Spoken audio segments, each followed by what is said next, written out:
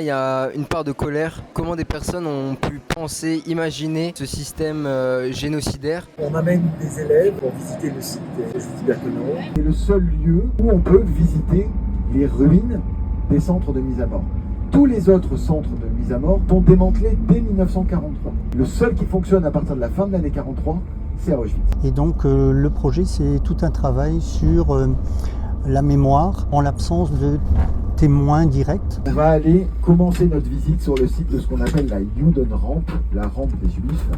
On va leur dire, vous allez être transférés à l'Est et vous allez travailler. Et on a plein de lettres de gens qui sont à Drancy et qui sont persuadés qu'ils vont en Allemagne pour déblayer les décombres, des bombardements, etc., etc.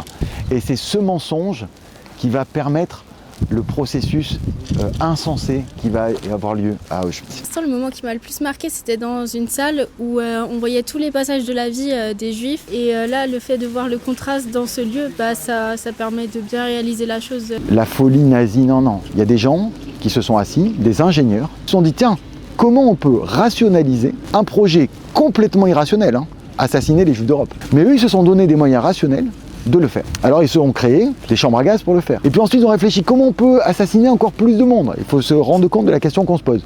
Comment assassiner plus de monde plus vite? Bunker 1 qui est ici, qui est la première chambre à gaz. Si vous y allez aujourd'hui, vous savez ce qu'il y a dessus?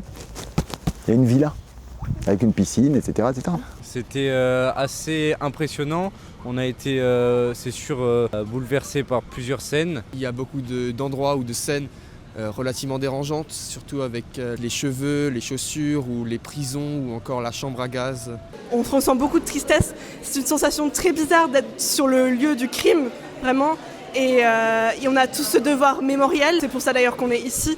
Mais on a aussi ce devoir de comprendre exactement ce qui s'est passé et ne pas se laisser trop prendre par l'émotion.